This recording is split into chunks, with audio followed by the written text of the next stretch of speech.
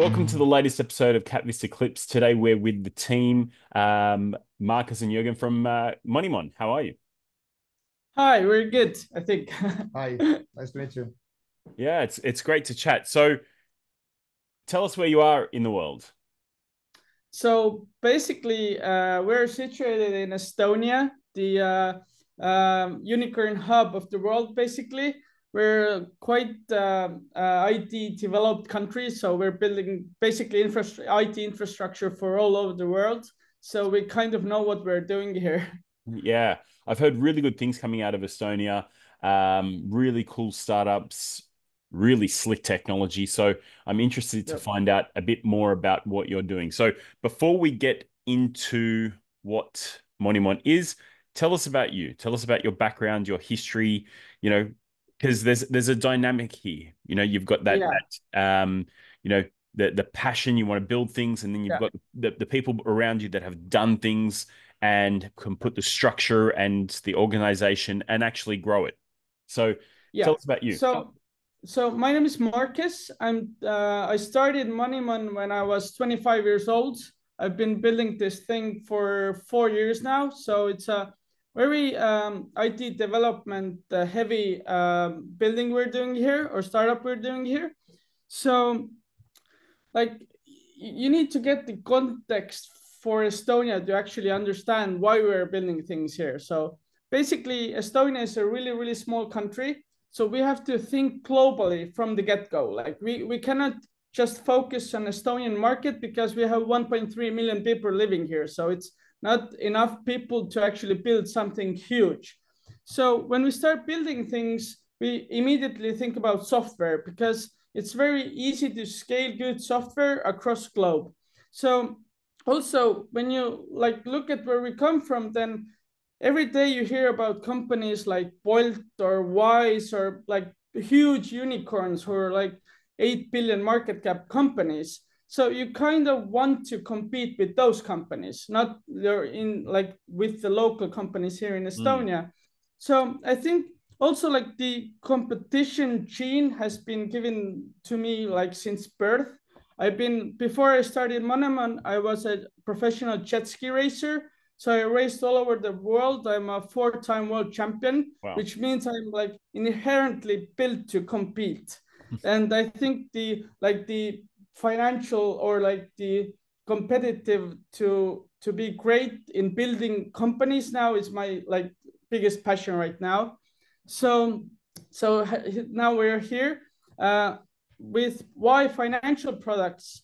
I was really passionate about financial products since a really early age. Like already from middle school, I started playing with demo accounts in Baltic Nasdaq. Basically, it's an exchange and competing with other people there. But inherently, I thought that like growing up, I thought that there's a lack of like really engaging and interactive financial platforms. And that's why I thought about Monemon. But the first big obstacle I came upon was that it's like financial products are really, really regulated. So you have to have the knowledge and the experience to build in that sector. So the biggest wake-up call was that I was basically too young to actually have the necessary experience to go to the financial supervision authority to tell that I want to get a license, etc.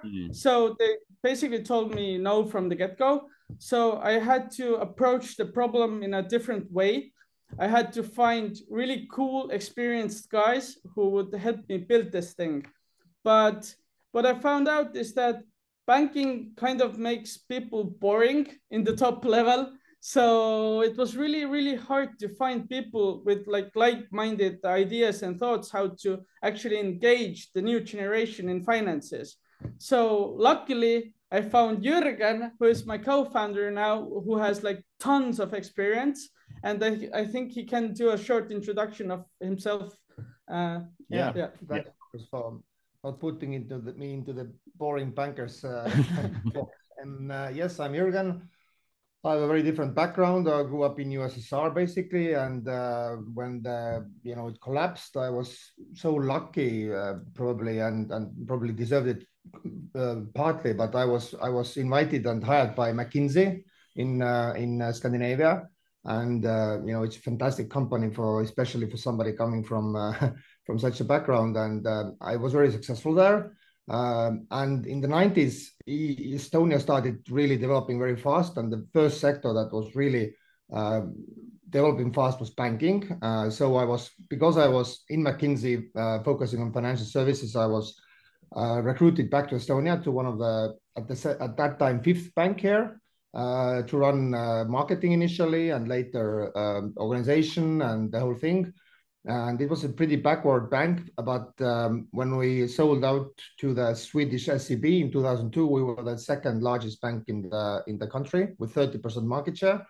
And it was really dynamic time. So it was extremely dynamic, and I was pretty much hired a lot of people that are still in banking today on top leading positions, being also passionate and competitive. And from McKinsey, it was like, you get things done through the wall, and the mindset is fantastic, plus the way they structure things and analyze.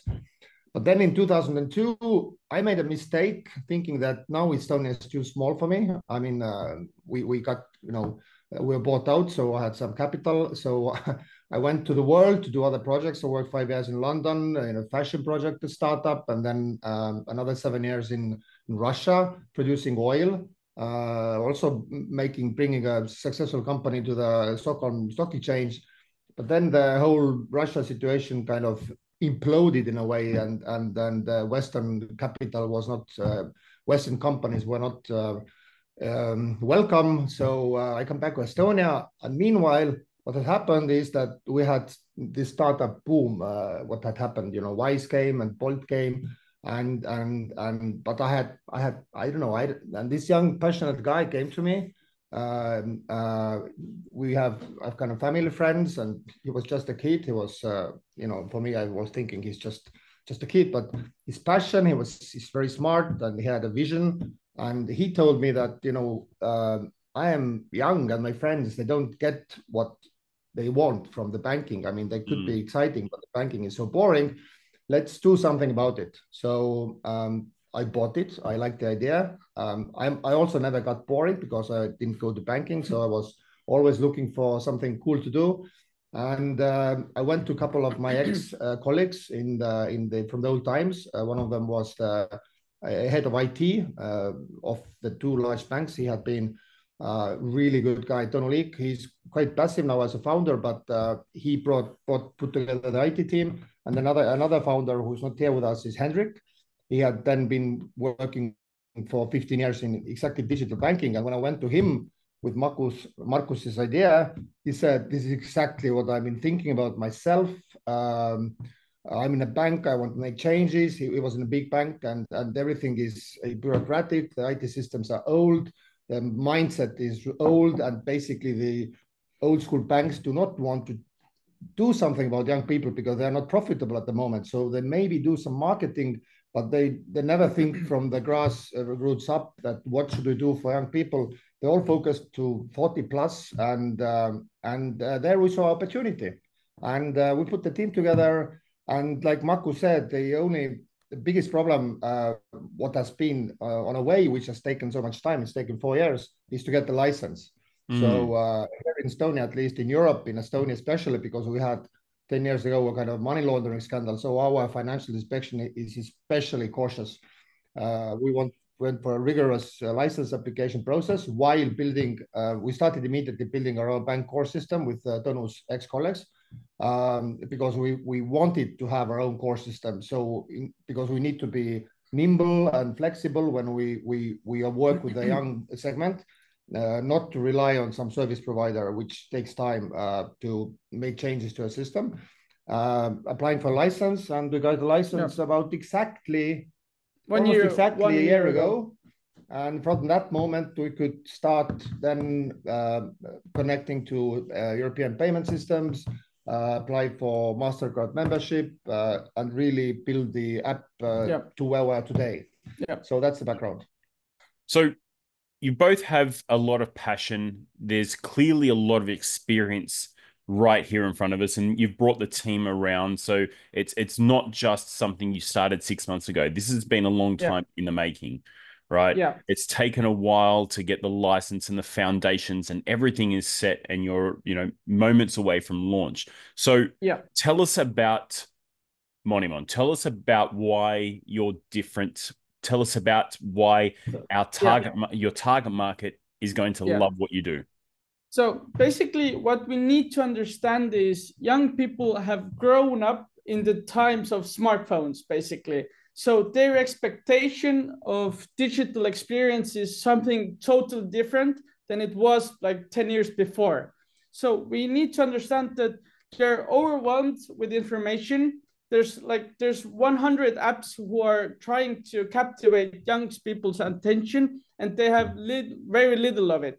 So basically what we are doing, we're making the first interactive financial service app there is. So you have to be like, it's not enough to just provide infrastructure. You have to captivate young people's attention, and none of the other financial apps are doing that. So basically what we created is a really interactive app which starts to build your financial life up with you. We have very good like interactive financial literacy games in the app. All the other like banking features, which are really, really regulated, works as best as the like market best practice. Like there's not much you can innovate in a way of payments. Like payments here in Europe are instant. They're practically free. There's nothing more you can do there. But what you can do is make the financial literacy more interactive in a way that like other big banks or even new neobanks are creating those 45-minute podcasts who like nobody has the time to listen to those. They don't have the interest to listen to those. So it has to be like, it basically, we built interactive game on top of financial services, which is really, really captivating. I think not here on the podcast, but afterwards you can see the product as well, like the pictures and stuff. Yeah. So what you mentioned there is quite interesting because and if you have a look online, there's so many memes and people making fun of the way that we grew up. Now I'm 39 years old. When I went to school, they didn't teach you, and I don't know what it's like in Estonia, but in Australia and in the UK is the same, in the US is the same.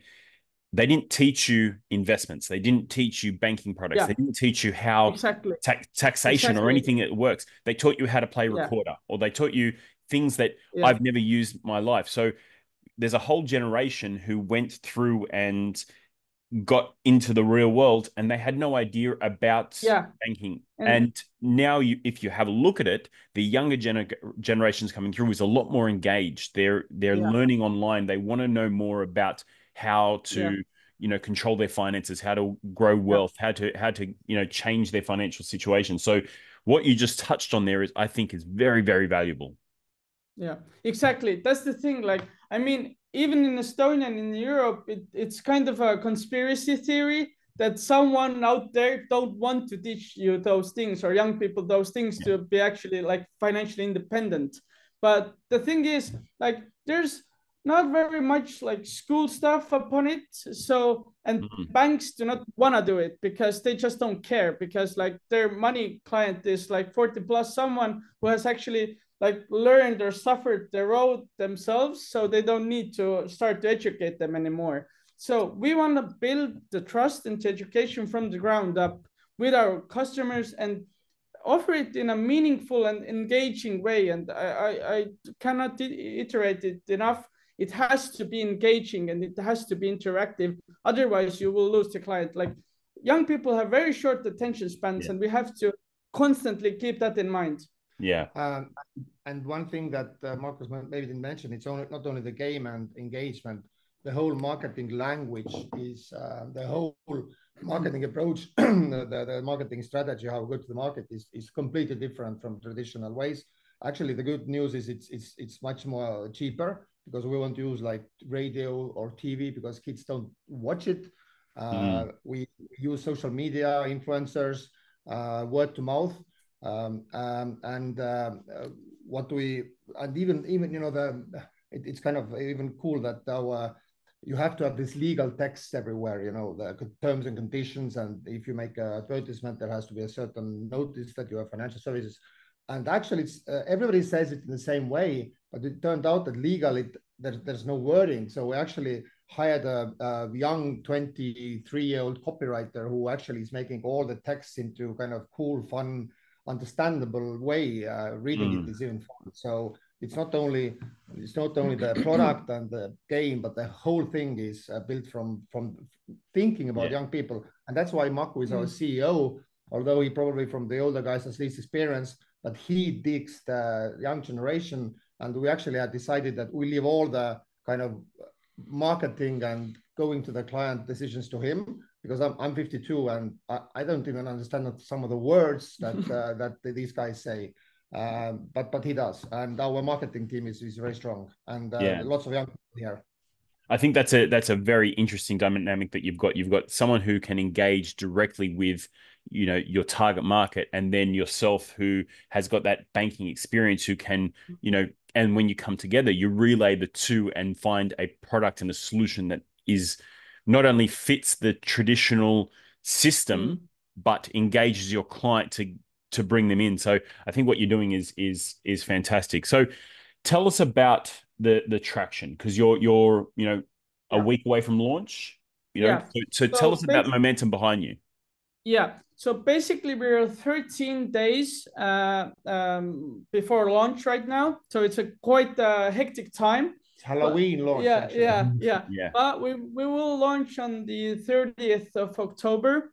And so basically, we have a really cool launch strategy. We have our own Discord channel, which is like it's not published yet, or we haven't advertised it yet. We have like almost 100 customers there who will be our first beta testers. And also we're going with this like secretive club vibe. So basically you have to have like referrals to access the product in the first one, like in the first wave of launch. We call it passive launch. So basically this is something that, again, young people really like, something that like everybody doesn't have access to, but you can have like a secret access to it. And afterwards, when we test, basically we call it beta testing. If this testing phase is over, we start to approach more and more people through supportive marketing activities. So basically we have two of the most influential influencers in Estonia. Both are singers actually, but they have a really big following here in Estonia. They're cool. Yeah, they're super cool. So basically they will be our ambassadors. And what is really important to me is that they themselves really like the product. We haven't even like talked about like paying them or something like that. They just want to use the product, which kind of is the first market, well, like very big market validation that the trend setters of Estonian people are really into the product.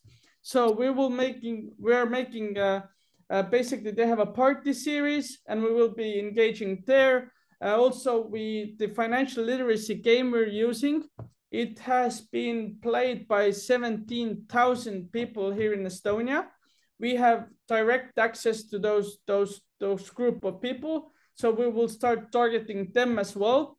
But it will be basically a step-by-step launch strategy, which is coordinated with our marketing team, and it's really well thought out.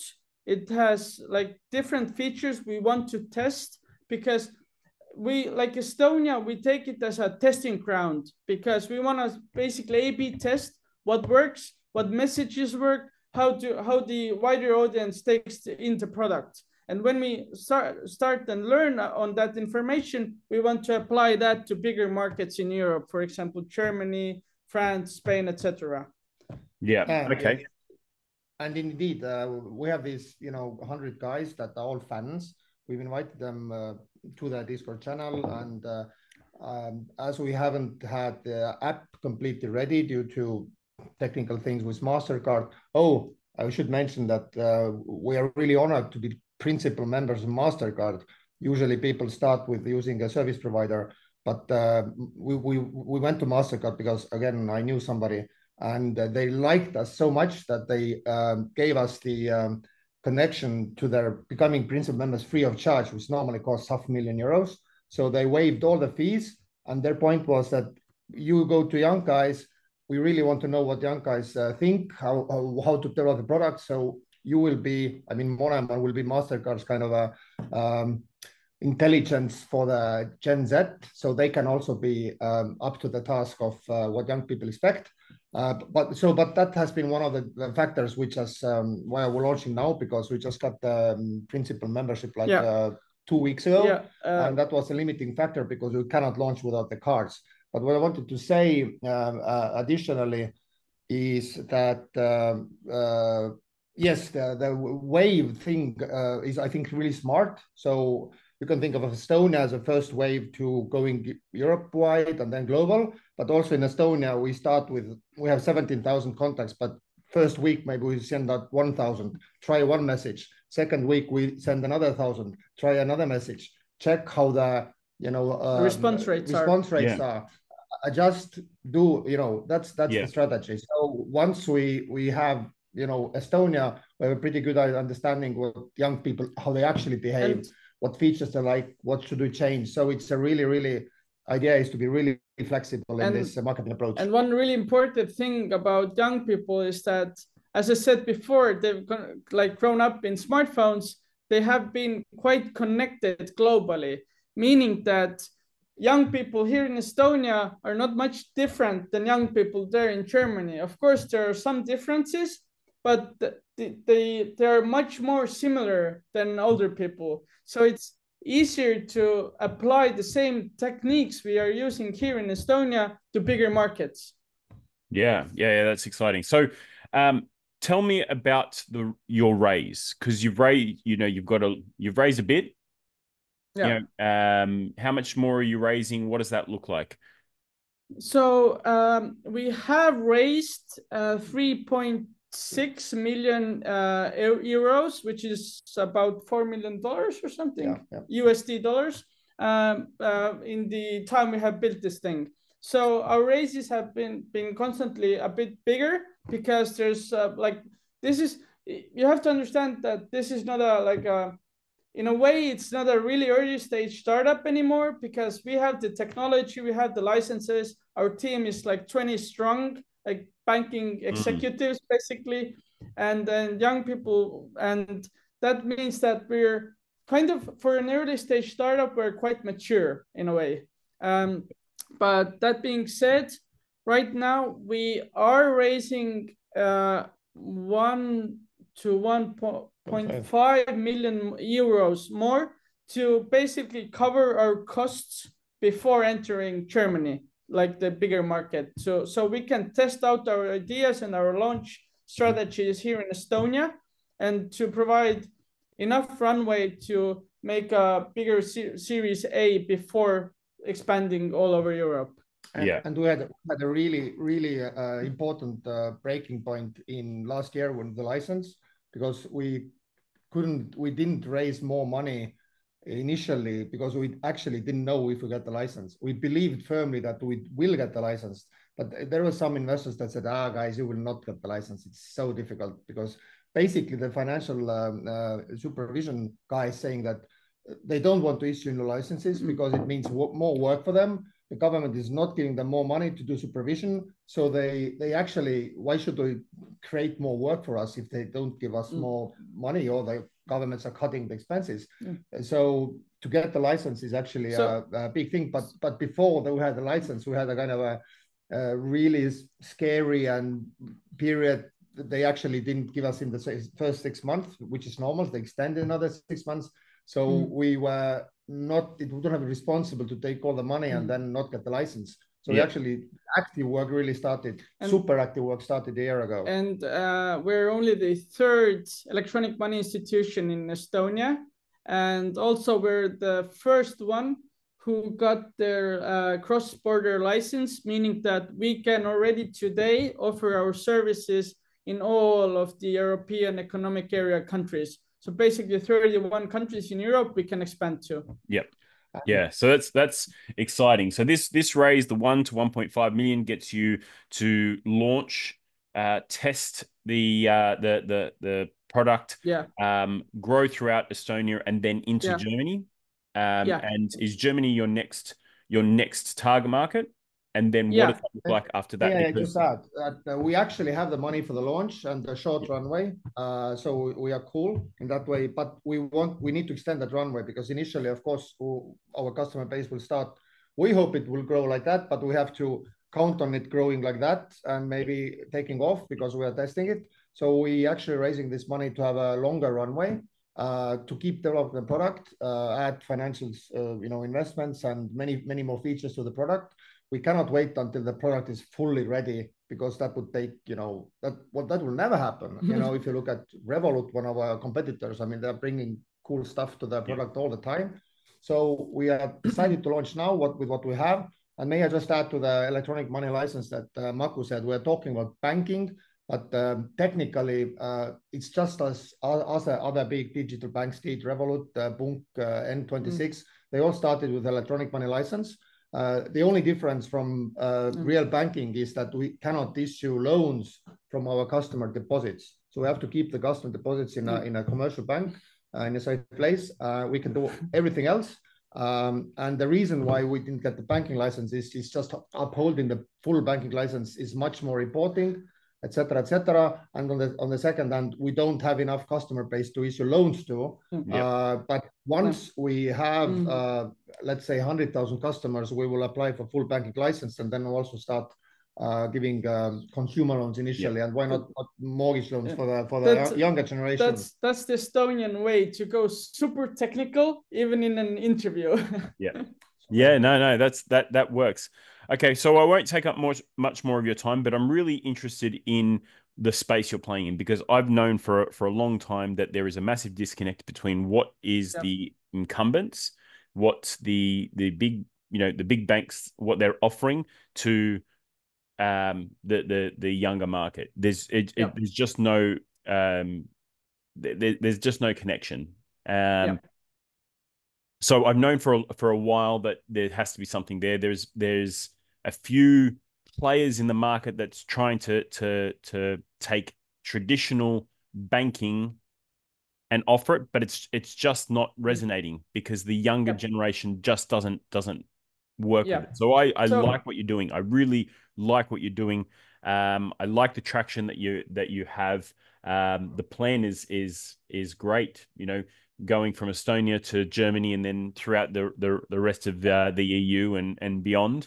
I think that's, once you start, it's like a snowball effect. Once it starts getting bigger and bigger, it gets to your competitor side, which is your Revolut and your Wise and Well, the thing is, like, the reason why we could start this company was that we had the digital banking wave, which meant that people started to digitalize traditional banking. Like Revolut is nothing more than like digitalizing the incumbent or the traditional finance.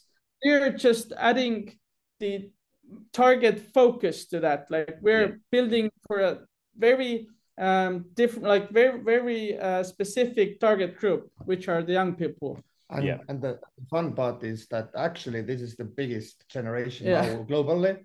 I think there's 1.8 billion Gen Z people, which could use our services. And like I mentioned before, another cool thing is that we will grow with our customers. So these guys will be at some point 40 and very, very profitable.